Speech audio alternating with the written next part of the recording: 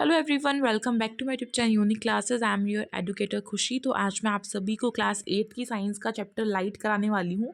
Short way में कराऊंगी, one shot video में कराऊंगी। Last minute preparation के लिए बेस्ट वीडियो रहेगी। तो चलिए स्टार्ट करते हैं विदाउट किसी भी उसके मतलब टाइम वेस्ट के। सबसे पहले है बात करते हैं रिफ्लेक्शन की। रिफ्लेक्शन की अगर बात की जाए तो देखो, लाइट का आप सभी को पता है कि लाइट हमें कैसे दिखती है ना।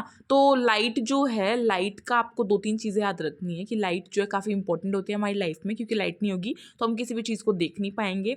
ठीक है। सेकेंड थिंग, लाइट जो है उसकी स्पीड सबसे ज़्यादा होती है। अगर पूछा जाए कि साउंड की स्पीड ज़्यादा है या लाइट की, तो हम कहेंगे कि लाइट की स्पीड ज़्यादा है। बिकॉज इसका बेस्ट एग्जाम्पल ये होता है कि आप सभी दिल्ली में रहते हो, मोस्टली बच्चे, या फिर कहीं भी रहते हो, तो ट्रेन या मेट्रो सबने देखी है, उसमें लाइट उसमें लगी हुई होती है। तो दूर से जब वो आती है तो हमें उसकी लाइट पहले दिखती है, उसकी साउंड बाद में सुनाई देती है। तो इससे पता चलता है कि स्पीड किस चीज़ की ज़्यादा जो है तेज़ है।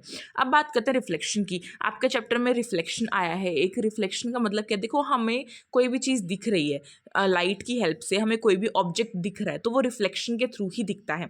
When light strikes a surface and bounce back it is called reflection. यानी कि जब लाइट जो है किसी सरफेस पर गिरती है और बाउंस बैक मारकर वो जो बाउंस बैक मारती है तो उसको बोल दिया जाता है रिफ्लेक्शन। ठीक है। नेक्स्ट बात करते हैं इंसिडेंट रे के बारे में। इंसिडेंट रे के बारे में अगर मैं बताऊं तो सिंपल मैं एक डायग्राम आपको ड्रॉ करके दिखा देती हूँ इस तरीके से, और ऐसे ये होता है। इसमें अगर बात की जाए कि इंसिडेंट रे कौन सी है, तो देखो ये जो है आपका, ये वाला जो है ये आपका क्या है, ये आपका इंसिडेंट रे है। ठीक है। और ये वाली जो है ये आपकी है रिफ्लेक्टेड रे, और ये जो बीच में इसके बीच में परपेंडिकुलर बनता है इट्स कॉल्ड नॉर्मल। इसको नॉर्मल बोला जाता है। तो यहाँ पर जो है ये एक सरफेस है, मिरर है वी कैन से, एंड इस पे जो है कोई भी लाइट जो है गिर रही है तो क्या हो रहा है, इसको ये जो ऐसे गिरी तो इसको बोलेंगे इंसिडेंट रे, और जब ये रिफ्लेक्ट करेगी तो इसको बोलेंगे रिफ्लेक्टेड रे। इसके बीच में एंगल बनते हैं, angle of reflection and angle of incident, जो कि दोनों इक्वल होते हैं। और most of the time equal देखे जाते हैं जब आपका सरफेस जो है प्लेन होता है, प्लेन मिरर होता है। अगर सरफेस रफ है तो वो इक्वल नहीं होंगे, ये चीज़ आपको पता होनी चाहिए। ठीक है। तो यहाँ पे जो है एंगल ऑफ, हम बोल सकते हैं कि आपका एंगल ऑफ इंसिडेंट जो है हमेशा इक्वल होता है एंगल ऑफ रिफ्लेक्शन के। ठीक है। Angle of incident is equal to angle of reflection, हमेशा इक्वल होता है जब प्लेन सरफेस आपको देखने को मिलता है। तो यहाँ से मेरे ख्याल से आपको इंसिडेंट रे और रिफ्लेक्टेड रे दोनों के बारे में समझ में आ गया है, और नॉर्मल के बारे में भी समझ में आपको आ गया है। और ये जो जितना भी जो आपका है कि इंसिडेंट रे, नॉर्मल रे, ये सब कुछ जो है कहाँ पर लाई करते हैं, ये एक सेम मतलब सेम, ये जो एक प्लेन मिरर है तीनों के तीनों उसी पर लाई करेंगे, मतलब कि कोई भी अलग नहीं होगा। ठीक है। तो इंसिडेंट एंगल ऑफ इंसिडेंस की अगर बात की जाए तो कुछ इस तरीके से भी लिख दिया जाता है कि एंगल ऑफ इंसिडेंस। ठीक है, इस तरीके से।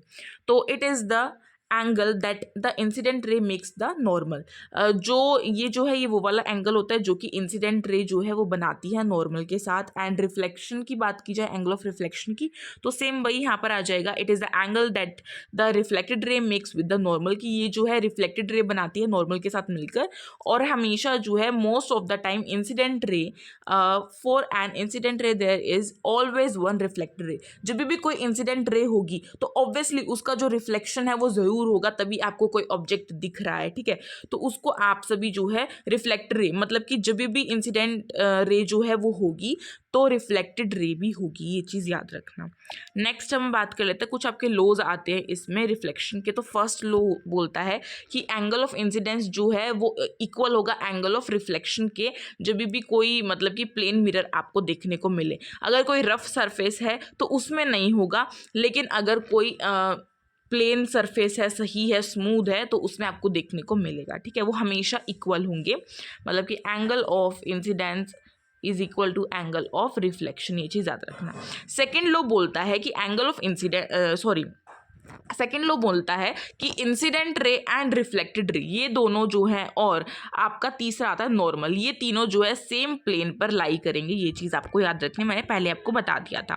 अच्छा, अब हम बात करते हैं लेटरल इन्वर्जन के बारे में। तो लेटरल इन्वर्जन की अगर मैं बात करूँ, लेटरल इन्वर्जन का मतलब होता है जैसे आप अपने आप को मिरर में देखते हो, तो इसमें क्या होता है, इसमें अगर आप अपना राइट हैंड जो है उठा रहे हो तो आपको जो है वो मिरर में लेफ्ट दिखेगा। ऐसा तो नहीं होता ना कि आप मिरर के सामने सामने खड़े हो तो आपके पैर ऊपर दिख रहे हैं और सिर नीचे दिख रहा है, ऐसा तो नहीं होता ना। तो यहाँ से एक चीज़ समझो, यहाँ पर जो आप अपने आप को देखते हो ये भी तो रिफ्लेक्शन ही हो रहा है ना। तो इसमें अगर आपने राइट हैंड अपना उठाया तो यहाँ पे मिरर में आपको लेफ्ट हैंड देखने को मिल रहा है, इसी को बोलते हैं लेटरल इन्वर्जन। और इसका यहाँ पे अच्छे तरीके से लिख कर दिया हुआ है, तो आप इसको अगर पेपर में लिखोगे तो ये भी सही रहेगा, ठीक है। नेक्स्ट चलते हैं अब हम। नेक्स्ट बात करते हैं रेगुलर रिफ्लेक्शन के बारे में और डिफ्यूज रिफ्लेक्शन के बारे में, या फिर we can say irregular reflection के बारे में, ठीक है।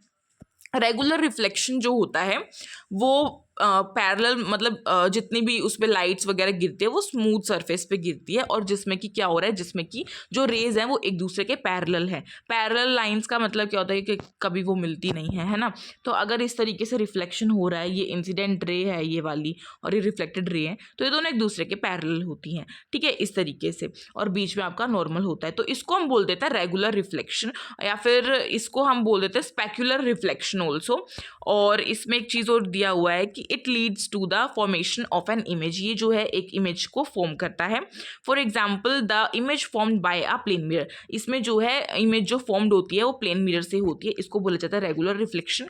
अगर बात की जाए डिफ्यूज रिफ्लेक्शन की, तो इसमें जो सरफेस है वो रफ होता है, इस वजह से जो आपकी लाइट्स होती हैं, या फिर वी कैन से कि इसमें जो सरफेस है वो इरेगुलर होता है, इस वजह से पैरेलल नहीं हो पाता। मतलब कि अगर मैं इसको ऐसे मानो, इसको मैं ड्रॉ करती हूँ तो ऑब्वियसली ये ऐसे करके है, ठीक है। तो इसमें एक लाइन ऐसे गिरी, फिर एक ऐसे हो सकती है, फिर या फिर ऐसे हो सकती है, फिर ऐसे हो सकती है, तो इस तरीके से होता है। तो इसको बोल दिया जाता है डिफ्यूज रिफ्लेक्शन, यानी कि इसमें जो है क्या हो रहा है, इसको पैरेलल जो रेज गिर रही थी वो नहीं हो रहा है इसमें, और इसको इरेगुलर रिफ्लेक्शन भी बोला जाता है, ये चीज़ याद रखना, ठीक है। नेक्स्ट हम बात कर लेते हैं।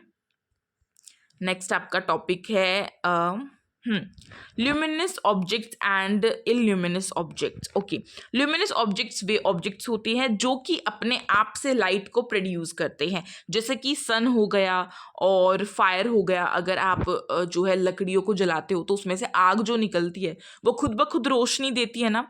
टॉर्च हो गई, वो भी खुद ब खुद रोशनी दे रही है, जो कैंडल है वो भी खुद ब खुद रोशनी दे रही है। तो ये सब जो है ल्यूमिनस ऑब्जेक्ट्स के अंदर काउंट हो जाते हैं, ठीक है।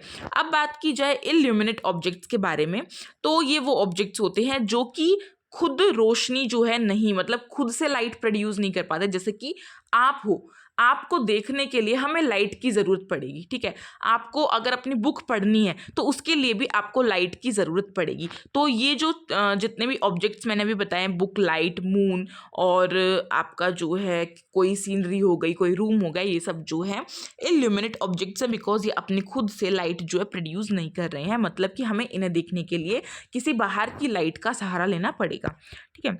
नेक्स्ट हम बात कर लेते हैं आपका डिस्पर्जन के बारे में। डिस्पर्जन के बारे में अगर बात की जाए आपकी, तो डिस्पर्जन का मतलब क्या होता है, देखो जो सूरज होता है वो वाइट लाइट को जो है डालता है, मतलब कि उसकी जो रेज होती है उसमें से वो वाइट जो लाइट्स हैं वो देता है। जैसे वो प्रिज्म से टकराती हैं वो 7 रंगों में क्या हो जाती है, टूट जाती है, तो उसी को बोला जाता है डिस्पर्जन। जब वाइट लाइट जो है 7 रंगों में टूटती है तो उसको बोला जाता है डिस्पर्जन। और ये 7 रंग कौन से होते हैं, विबियोर वाला, याद रखना, violet, indigo, blue, green, yellow, orange and red, ये 7 रंग आपके होते हैं। ये जो है प्रिज्म में भी आपको देखने को मिलेगा, इसी से रेनबो फॉर्मेशन होती है, क्योंकि बारिश के बाद जब रेनबो में दिखता है तो उसमें जो रेन की जो ड्रॉप्स होती है वो प्रिज्म का काम करती है, और सूरज की रोशनी जब उस पर गिरती है तो वो 7 रंगों में अपने आप को तोड़ता है, तो इसको बोला जाता है डिस्पर्जन। एंड इसमें आपने जो है सीडी वगैरह देखी होगी, वो भी कुछ इस तरीके की होती है। या फिर मैंने कल परसों मैं मेट्रो में जा रही थी तो मैंने एक्सीलेटर के वहाँ पे धूप गिर रही थी, तब मैंने देखा था, तभी भी 7 रंगों में वो टूट रही थी, तो वहाँ पे भी लाइट का डिस्पर्जन जो है वो हो रहा था। यहाँ से क्लियर हो गया, चलिए डिस्पर्जन भी क्लियर हो गया। मल्टीपल रिफ्लेक्शन की बात की जाए तो क्या मल्टीपल जो रिफ्लेक्शन है वो होता है, हम कहेंगे बिल्कुल होता है, बिकॉज अगर मिरर्स ज़्यादा हैं तो जो रिफ्लेक्शन है वो भी ज़्यादा बार होगा, है ना। अगर एक मिरर है तो एक बार रिफ्लेक्शन हो रहा है, 2 होंगे तो 2 बार होगा, 4 होंगे तो 4 बार होगा, इस तरीके से होता है। कुछ ऐसे आपके जो ट्राई रूम्स वगैरह होते हैं शॉप्स में, उसमें आपको अपना हर मतलब आगे पीछे का, साइड का, राइट हैंड साइड का, लेफ्ट हैंड साइड का सारा व्यू देखने को मिलता है।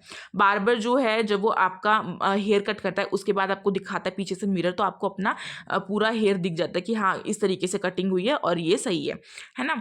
तो ये हो गया मल्टीपल रिफ्लेक्शन। अब बात करते हैं ह्यूमन आई की। ह्यूमन आई जो है इसके कुछ पार्ट्स होते हैं, जैसे कि कॉर्निया, ये चीज़ याद रखना है कहाँ का है, प्यूपिल कहाँ का है, लेंसेज कहाँ है, इरिस कहाँ है, इसके कुछ पार्ट्स होते हैं कि भाई इनका काम ये है, उनका काम ये है। तो ये चीज़ें आपको जो है पढ़ लेनी है, रेटिना कहाँ है। और देखो 4-5 चीज़ें मेन है, उनको आपको करना है, ज़्यादा डीप में नहीं जाना कि भाई आप जो है इनको पढ़ रहे हो, चैम्बर्स को पढ़ रहे हो, ये सब नहीं पढ़ना, ये आपके मतलब का नहीं है। तो इसको कर लेना और इस डायग्राम को भी थोड़ा सा याद कर लेना। क्वेश्चन में भी पूछा जाए कि डायग्राम को देकर पूछ लिया जाए कि भाई इस तरीके से है। तो आज की वीडियो जो है वो यहीं पर कंप्लीट होती है हमारी। मैंने आपको बहुत जल्दी क्विक रिवीजन कराई है लाइट चैप्टर की। आई होप आपके लिए बहुत ज़्यादा इंपॉर्टेंट रही होगी और बेनिफिशियल भी रही होगी। और एक और चीज़ बता दूं कि ह्यूमन आई से रिलेटेड कि आपको क्या क्या जो प्रिकॉशंस है वो रखने चाहिए, कि हमें जो है अगर किसी को स्पेक्सेस लगे हैं तो उसको वो लगा कर रखने चाहिए, दूर का पास का अलग होता है, ठीक है। और अगर कोई विज़न किसी को प्रॉब्लम है, कि किसी को विज़न इम्पेयरमेंट है, तो उसके लिए ब्रेल जो सिस्टम है उसका यूज़ किया जाता है, जिसको लुइस ब्रेल जो है उन्होंने डिस्कवर किया था। उसमें जो है डॉट्स करके हमें पढ़ाया जाता है, ठीक है। वो जो है किसी मतलब ठोस सा कुछ होता है, उस पर ना खुदी हुई होती है, जिससे हम छू छू कर पहचानते हैं कि ये जो है ये डॉट का ये मतलब होता है और दूसरी डॉट का ये मतलब होता है, ठीक है। उससे हम पूरे वर्ड को बनाते हैं। तो यहाँ से मेरे ख्याल से आपका चैप्टर कंप्लीट है। चलिए मिलते हैं एक नई वीडियो के साथ। तब तक के लिए आप सभी इस वीडियो को लाइक करें, शेयर करें अपने फ्रेंड्स में। कोई न्यू है तो इस चैनल को सब्सक्राइब कर लें। मिलते हैं एक नई वीडियो के साथ। तब तक के लिए thank you so much for watching this video. Stay tuned.